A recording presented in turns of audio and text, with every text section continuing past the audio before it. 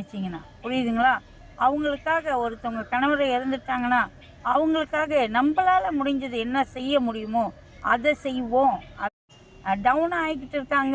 இப்போது எல்லாமே தெரிஞ்சுக்கிட்டு நான் இப்போது ஒன்றுக்கு ஒன்று இவ்வளோ பிரச்சனை வந்ததுக்கு காரணமே இதுதான்.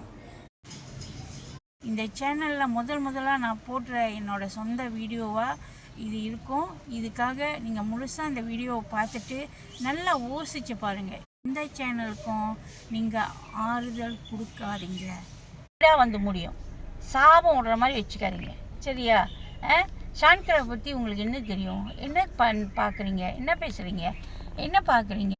வருவா ஸ்பேனர் கொடுக்காது, அது ஒரு ஸ்பேனர் பைத்தியம்.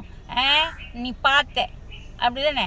உங்கள்கிட்ட வந்து ஸ்பேனருக்கு ஊன்னு கொடுத்துட்டு இருந்தவங்க தானே நீங்களா? இல்லையா? ஆமாவா இல்லையா?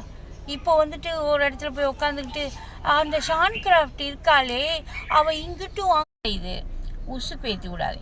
போகிறீங்களா? நல்லபடியாக ஹாப்பியாக ஒரு லைவில் போய் பேசிட்டு போயிட்டே.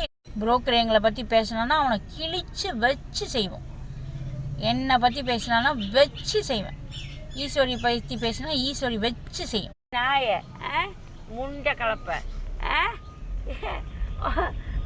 லாட்ஜில் போய் 10க்கு 10 வேலைலாம் வச்சுக்காதீங்க. அவங்கவுங்க வேலையை அவங்கவுங்க பாருங்கள், சரியா? புரியுதாம்மா? ஜாக்கிரதை. அவங்கவுங்க வேலையை அவங்கவுங்க பாருங்கள். அந்த சூடு ஏற்றி விட்ற வேலைலாம் உசுப்பு ஏற்றி விட்ற வேலைலாம் போட்டது. இப்போ ஷான்கிராஃபி ஈஸ்வரியும் வந்து கெட்டதா கண்ணுக்கு தெரியுதா? அப்படியா? அசிங்கமாக இல்லை உங்களுக்குலாம்? ஆனால் நான் பார்த்துருக்கேன், உன் மாவளை நான் பார்த்துருக்கேன். பொந்து சொர்க்காமல் இருக்கலாம்.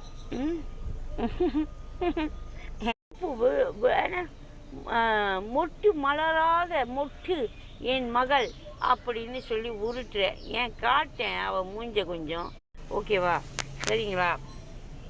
மற்றபடி வேறு ஒன்றும் இல்லை மக்களே. மாதிரி இப்போ ஒன்றும் க்யூட்டாக இருப்பேன், புரியுதா?